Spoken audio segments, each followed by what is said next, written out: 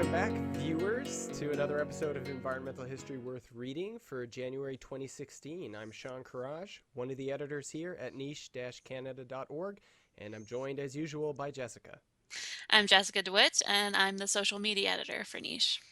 Jessica, January was a full month of writing, video, audio, and other web content related to environmental history, and you've pulled down 5 of the best, starting with an article in the opinion pages of the New York Times by Nancy Langston about the environmental history of the National Wildlife Refuge in Oregon, where the armed militia occupied the wildlife refuge for several weeks. Yeah, so Nancy Langston was kind of the expert on this particular refuge throughout the last month, and her first piece was in the New York Times. And she talks about the refuge as a place of bitterly contested human histories.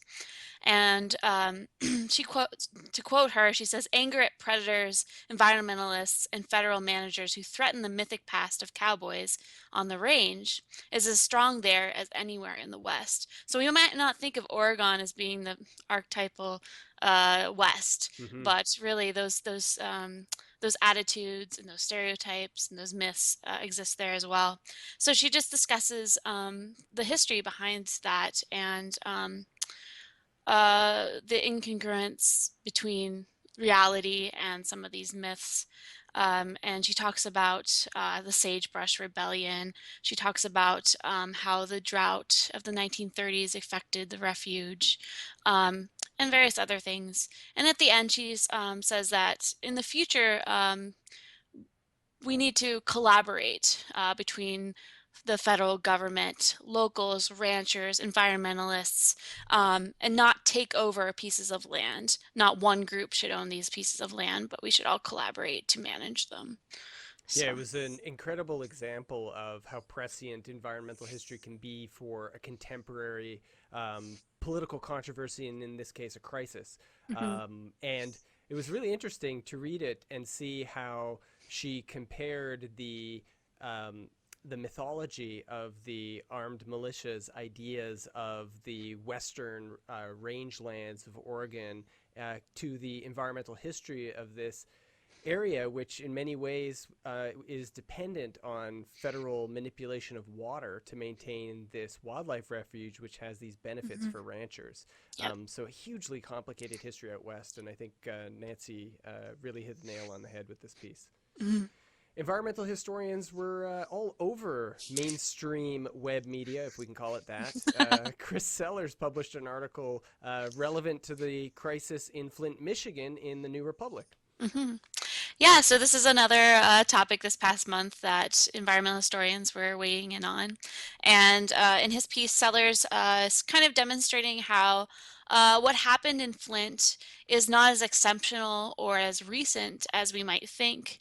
And that Flint shares this story with thousands of other cities, Mm-hmm. and that there's as much as 6 million miles of lead pipe still in use in the United States, which at any time could create these kind of ca- um, crises.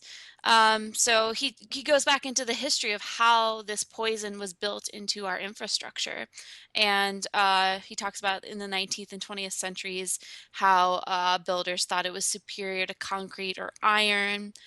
He talks about he links it to the history of medicine and how we thought of diseases in the 19th and 20th centuries and how they were transmitted, and that lead poisoning compared to things like typhoid didn't seem like that big of a deal. Mm-hmm. And he talks about the power of the lead industry and how that led the power of that industry made the government kind of overlook some things. Talks about the Clean Water Drinking Act and other things. And it's just a really good article to give perspective on what's happening.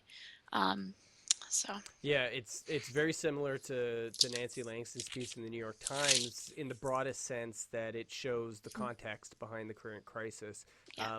which I think for a lot of readers of mainstream news, these events, these episodes, these crises pop up, and they seem to pop up as if out of nowhere. And I think these are two great articles that show the significance of the history of these issues in American environmental history, at least.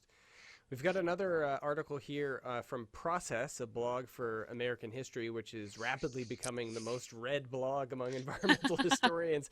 This is a response piece by Joshua Specht from Monash University to Lisa Brady's article that we featured on Environmental History Worth Reading last episode. Mm-hmm. So in this response piece, he focuses on defining the materialist and culturalist um, camps of environmental history, Mm-hmm. and he shows how the materialist side kind of shows how the non-human has shaped history. And to quote him, he says, if materialist environmental history explains how the human and non-human world fundamentally shape each other, culturalist environmental history helps us understand why the human world is so stubbornly stands outside the natural one.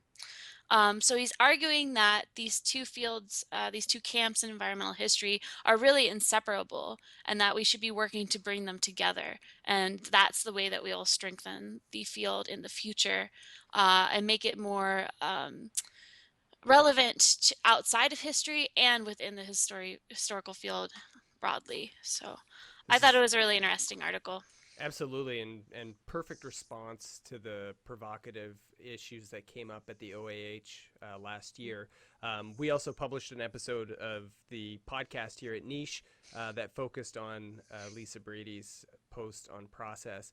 And Lisa Piper on that roundtable mentioned a lot of the points that Joshua Specht brings up in this article, but most importantly that culture and nature in environmental history is actually what is at the core of the field, at least in terms of the earliest articulations of the methodologies of environmental history.